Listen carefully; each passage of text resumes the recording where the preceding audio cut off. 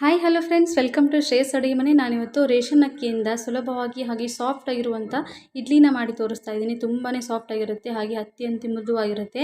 ನೀವು ಒಂದ್ಸರಿ ಟ್ರೈ ಮಾಡಿ. ನೀವು ಇಡ್ಲಿ ರವೆನ ತರೋ ಬದಲಾಗಿ ಈ ಥರ ಮನೆಯಲ್ಲೇ ಮಾಡ್ಕೋಬೋದು, ಸುಲಭವಾಗಿ ಸಾಫ್ಟ್ ಆಗಿರುತ್ತೆ.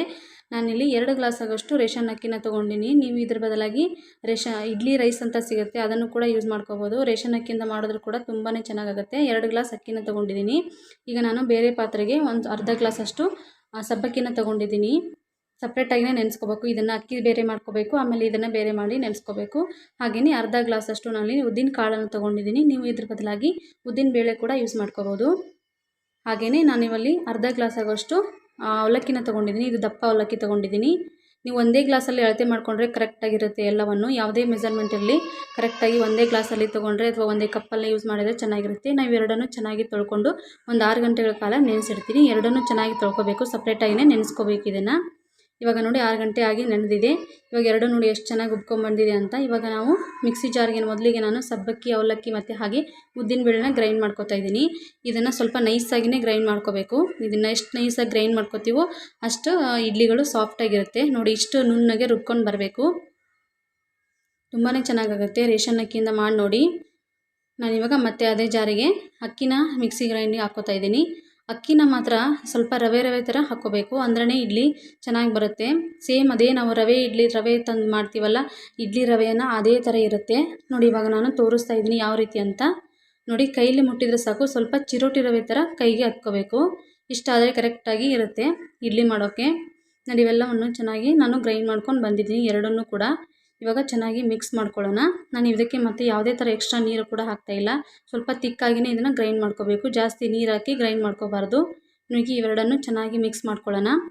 ಯಾಕೆಂದರೆ ನಾವು ಸಪ್ರೇಟಾಗಿ ರುಬ್ಕೊಂಡಿರ್ತೀವಲ್ಲ, ಹಾಗಾಗಿ ಇವೆಲ್ಲವನ್ನು ಚೆನ್ನಾಗಿ ಮಿಕ್ಸ್ ಮಾಡ್ಕೋಬೇಕು. ನೋಡಿ ಈ ಥರ ಕನ್ಸಿಸ್ಟೆನ್ಸಿ ಇದೆ. ಇವಾಗ ಇದನ್ನು ರಾತ್ರಿ ಪೂರ್ತಿ ನೆನೆಲಿಕ್ಕೆ ಇಡೋಣ. ತುಂಬಾ ಚೆನ್ನಾಗಾಗುತ್ತೆ ಈ ಇಡ್ಲಿ.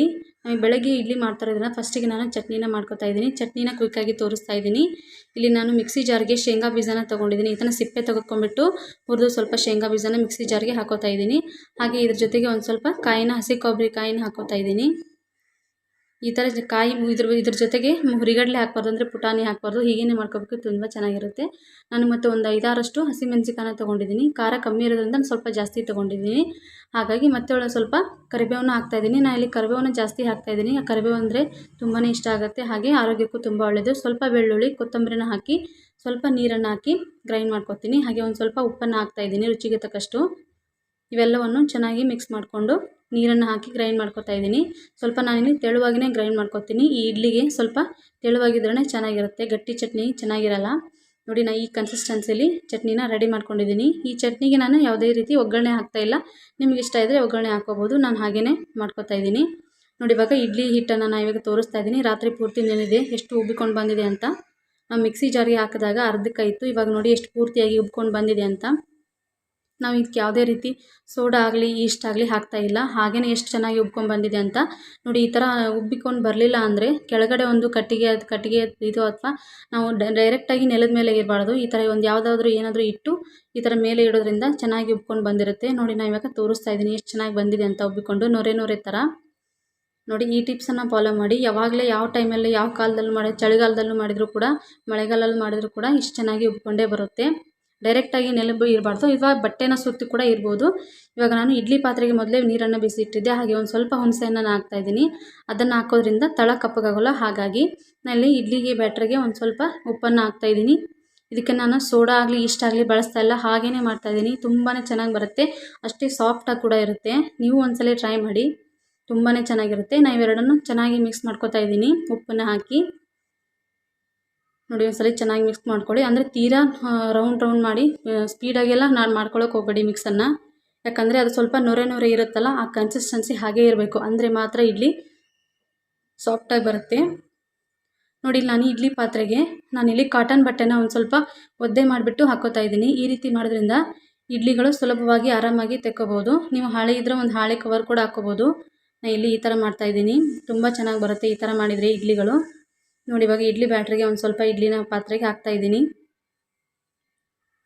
ಈ ಥರ ಮಾಡಿ ನೋಡಿ. ಇಡ್ಲಿ ರವೆ ತಂದು ಮಾಡೋರು ಇದ್ದರೆ ಇದನ್ನು ಒಂದು ಸರಿ ಮಾಡೀನಿ, ನೀವು ಯಾವತ್ತೂ ಇಡ್ಲಿ ರವೆ ತಂದು ಮಾಡಲ್ಲ. ಸುಲಭವಾಗಿ ಮನೆಯಲ್ಲಿ ರೇಷನ್ ಅಕ್ಕಿಯಿಂದ ಮಾಡ್ಕೋತೀರಾ ಅಷ್ಟು ಚೆನ್ನಾಗಿರುತ್ತೆ ನೋಡಿ. ಇವಾಗಲೇ ನೀರು ಕೂಡ ಕುದಿ ಬಂದಿದೆ.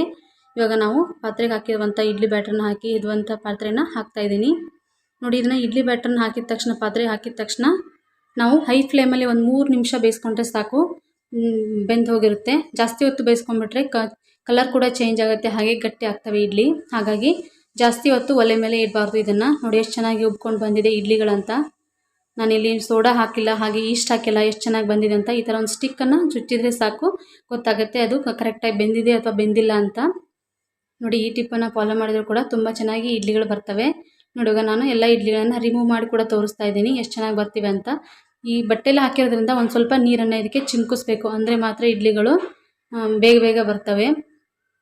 ನೋಡಿ ನಾನು ಸ್ವಲ್ಪ ನೀರನ್ನು ಹಾಕಿ ಸ್ಪ್ರೆಡ್ ಮಾಡ್ತಾ ಇದ್ದೀನಿ. ತುಂಬಾ ಚೆನ್ನಾಗಿ ಬರುತ್ತೆ, ಈಸಿಯಾಗಿ ಕೂಡ ಮಾಡ್ಕೋಬೋದು. ಹಾಳೆ ಹಾಕಿದರೆ ಅಷ್ಟೊಂದು ಆರೋಗ್ಯಕ್ಕೆ ಒಳ್ಳೆಯದಲ್ಲ ಅಂತಾರೆ. ಹಾಗಾಗಿ ಈ ಥರ ಕಾಟನ್ ಬಟ್ಟೆ ಯೂಸ್ ಮಾಡ್ಕೊಂಡು ಕೂಡ ನಾವು ಇಡ್ಲಿನ ಮಾಡ್ಕೋಬೋದು.